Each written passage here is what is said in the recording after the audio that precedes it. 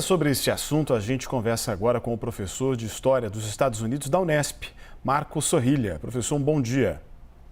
Bom dia, Jairo, tudo bem? Tudo bem. Bem, professor, levando em consideração a história dos Estados Unidos, da qual o senhor sabe muito bem, nos parece um momento relativamente inédito ao longo que nós acompanhamos, né? Desde a independência dos Estados Unidos.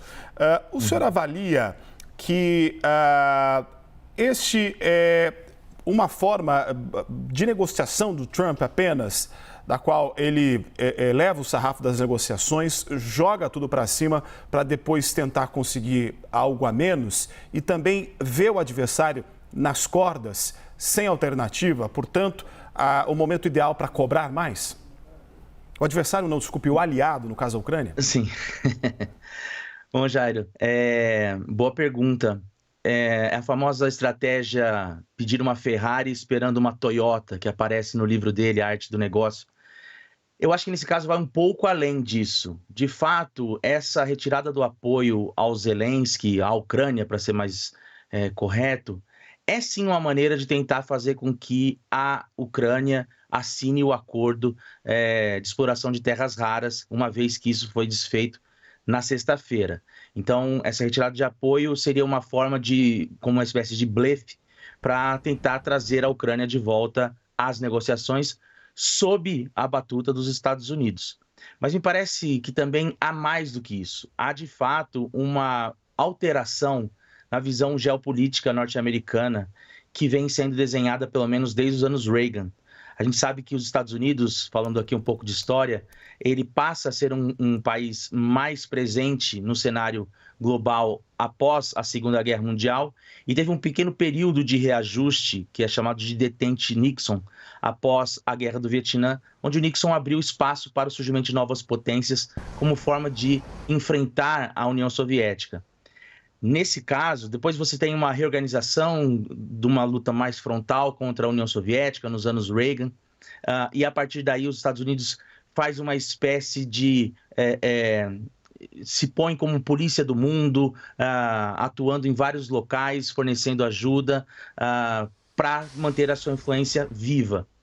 O que parece que agora é que essa nova interpretação de política externa do governo Trump vai contra essa interpretação, voltando mais para uma política muito próxima ao que foi ali no início do século XX, no final do século XIX, de que a América tem que cuidar daquilo que eles chamam do próprio continente, que seria a América.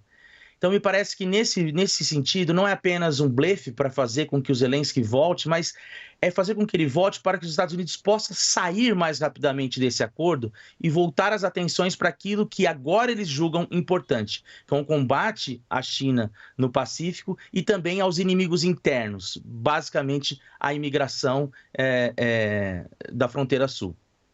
Professor, seria uma espécie de atestado de óbito para a OTAN? Isso a gente tem que ver. Digamos que agora ela respira por aparelhos, né? É difícil a gente afirmar que os Estados Unidos vá sair da OTAN ou vá sair da ONU, como propôs inclusive o Elon Musk, mas é um sinal de que há um enfraquecimento, de que a Europa deve buscar caminhos próprios para pensar a sua própria defesa e a construção de alianças internas para a defesa dos seus territórios. Quem acompanhou a guerra de muito perto, inclusive esteve por mais de uma vez lá na Ucrânia, trazendo informações, inclusive, para a gente, foi o Américo Martins, que participa conosco dessa entrevista. Américo, o entrevistado é seu. Muito obrigado, Jairo. Professor, muito bom dia. Muito obrigado pelo seu tempo, pela disposição de explicar esses assuntos aqui para a nossa audiência. Eu queria fazer uma pergunta, talvez mais especulativa, vamos dizer, do que factual. Mas me parece muitas vezes, quando eu vejo e reporto essas reações do presidente Donald Trump, que ele responde muito de um ponto de vista pessoal, quase com o fígado, quase como se ele não tivesse um grande plano ou não tivesse pensado nos detalhes desse possível plano. O senhor acredita que ele tem um plano detalhado, ou ele age meio por espasmos mesmo? Bom, primeiramente, bom dia, Américo, parabéns pelo trabalho. Sem dúvida, eu acho que nesse caso há um pouco de fígado, sim, como você disse, principalmente por conta da proximidade que existia entre o Joe Biden e o presidente Volodymyr Zelensky, né?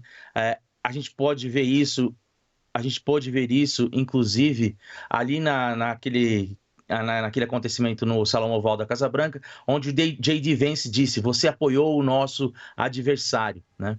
Quando, na verdade, isso deveria ser tratado como questão de estados e não como questões pessoais. Então, de fato, me parece que o Donald Trump leva isso para o pessoal, mas me parece que ele tem, não necessariamente um passo a passo de como esse acordo vai ser estabelecido, mas do que agora ele entende por política externa, né? De uma saída dos Estados Unidos do cenário europeu e uma atenção maior para as questões internas e para um combate a uma expansão da China, principalmente na costa do Pacífico. Bem, professor, aproveitando o que o senhor falou do J.D. Vance, a gente acompanhou recentemente que o presidente Biden não conseguiu fazer uma sucessora que seria a sua vice, Kamala Harris. Quando a gente já via no começo do governo J.D. Vance sentado ao lado de Trump, nesse momento de negociação, o senhor avalia que é uma tentativa de fortalecer a imagem do vice, uma vez que a gente vê também ao longo da história dos Estados Unidos de que momentos de guerra são fundamentais para a popularidade do presidente que está no mandato e, por que não, de fazer o seu sucessor?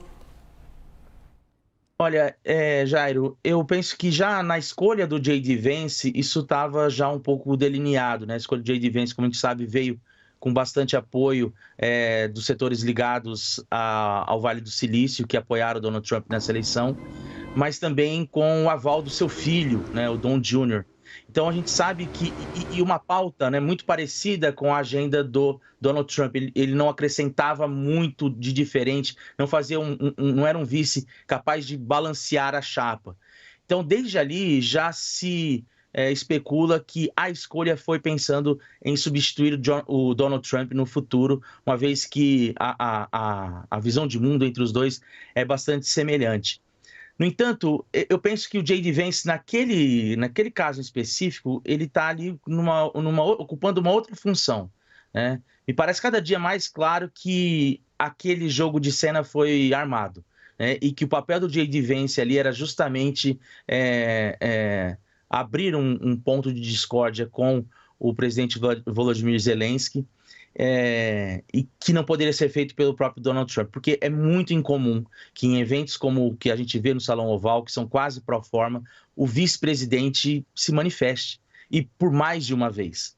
E o interessante é que ele fez isso justamente quando o Zelensky acusou o Vladimir Putin, o que mostra, de fato, que há sim um alinhamento entre esse governo dos Estados Unidos com o governo do Vladimir Putin, e aí que a gente pode especular os motivos por horas, não vem ao caso.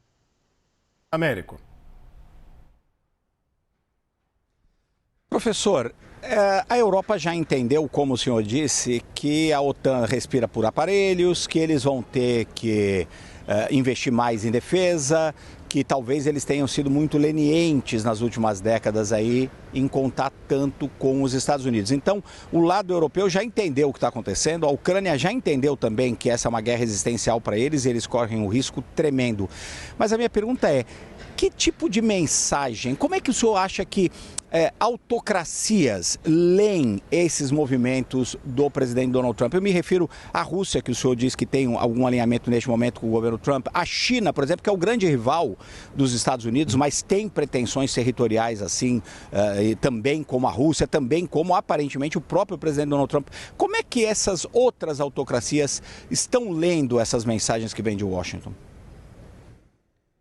Eu acho que a leitura é basicamente nessa linha, de que os Estados Unidos agora estão apostando numa outra forma de compreender a geopolítica mundial, pensando nos campos de influência, né? Então, a gente não pode perder de vista que na semana passada, enquanto todos repercutiam a questão envolvendo o Zelensky e o Trump na Casa Branca, no Salão Oval, o secretário de Defesa, o Pete Hegseth, falou da possibilidade dos Estados Unidos invadir o México E também o Trump, em outras oportunidades, falou da possibilidade dos Estados Unidos invadir a Venezuela.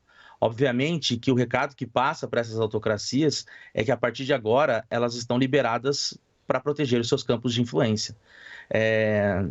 Infelizmente, não gostaria de ser portador de más notícias, mas me parece que não apenas nós teremos um avanço do armamento e do investimento em armas crescendo ao redor do mundo, mas nós teremos também, a partir de agora, realidades como essa, né, de ampliação da participação dos países, das potências mundiais, não apenas no campo da influência financeira, mas também com boots on the ground, né, como dizem os antigos neoconservadores, né, com a presença de soldados no chão.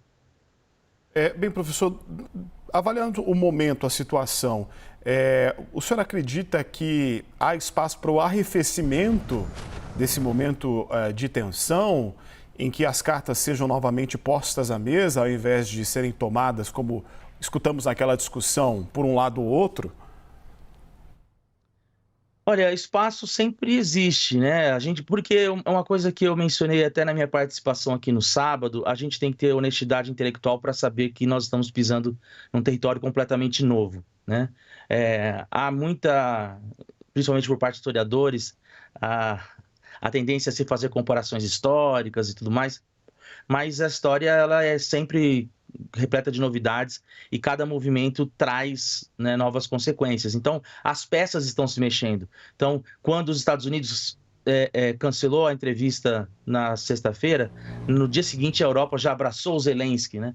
Então, isso já demonstra... Aí, como resposta, o Trump trouxe essa notícia de que vai parar o suporte à Ucrânia. Agora, então, assim, espaço sempre há. A questão é que eu acho muito difícil que, mesmo com arrefecimento, a gente tenha algum tipo de acordo ou uma tratativa de paz que seja vista como justo pelas duas partes, né? E aí aqui, mais uma vez caindo na tentação do historiador, nós já vimos isso acontecer em outros momentos na história, onde uma parte entende que o acordo foi injusto e depois voltou com retaliações, né? Nós podemos pegar aqui os acordos firmados depois da Primeira Guerra Mundial, o próprio acordo da invasão da Tchecoslováquia em 1938 e assim por diante. Então, eu acho que mesmo que a gente tenha uns panos quentes sendo colocados nessa situação, é difícil que seja feito o acordo ideal. E mesmo assim, a gente vai ver uma escalada nessa política de armamento, principalmente por parte da Europa. Américo.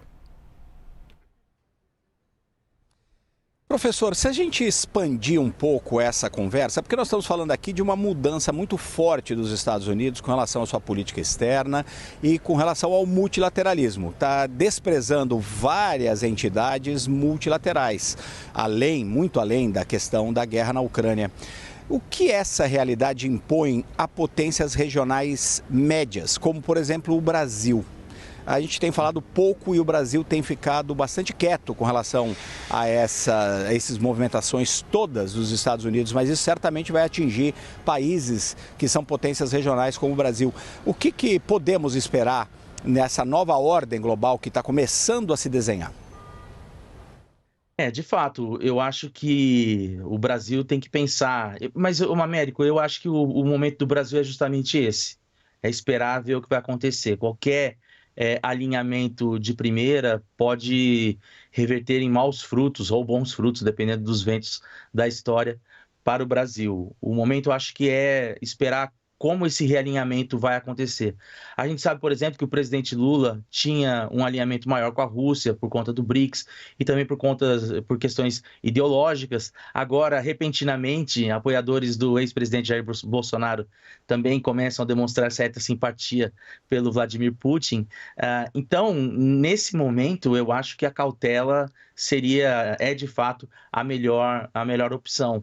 Até mesmo porque, no caso do Brasil, como um líder regional na América do Sul, nós temos aí o surgimento da Argentina como talvez a principal aliada dos Estados Unidos para os próximos anos, né? A gente não sabe se numa eventual derrota do Donald Trump no futuro, isso não vai causar retaliações, por exemplo, à Argentina, né?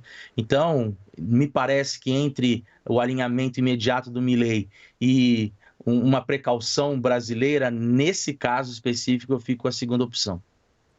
Bem, estamos caminhando já para o final da nossa entrevista, professor. Tem uma pergunta da qual não dá para fugir. Na sua avaliação, independentemente de qual seja o recado, hoje é o dia perfeito para que Trump dê esses recados, uma vez que ele tem agendado para mais tarde o discurso do Estado da União, quando ele está lá no Congresso, no Capitólio, e fala aos congressistas e também à nação? Sem dúvida alguma. Eu acho que esse é o lugar correto para se fazer isso. É bem interessante lembrar que o Estado da União, ele nasce ainda como forma de... inicialmente era uma carta enviada ao Congresso, ela não era lida, ela passa a ser lida posteriormente e se torna com esse nome só com Franklin Delano Roosevelt, mas ela tem como grande objetivo o que diz o nome do discurso, é o Estado da União. Ou seja, teoricamente, é um discurso voltado para os problemas internos. Mas também, historicamente, ela é o momento ideal para se falar de política externa. Vale lembrar que a doutrina Monroe, que muitos proclamam como uma doutrina, eu tenho minhas ressalvas, ela foi manifestada em 1823, justamente num Estado da União, que hoje a gente chama de Estado da União. O presidente Putin, olha o ato falho. O presidente Trump já chegou a mencionar ontem mesmo que hoje seria uma noite memorável. E também disse que, e foi mencionado a ele a questão das terras raras, o acordo de terras raras. Então eu acho que a gente pode ficar de olho sim na televisão hoje, porque muito provavelmente esse discurso vai ser impactante. Prometeu, né? Estamos escrevendo o discurso, né? Vamos ver o que vai acontecer daqui para frente. Agradeço ao Américo Martins por participar conosco da entrevista e conversamos com o Marcos Sorrilha, professor de História dos Estados Unidos da Unesp. Professor, muito obrigado e até uma próxima. Até a próxima. Bom trabalho para vocês.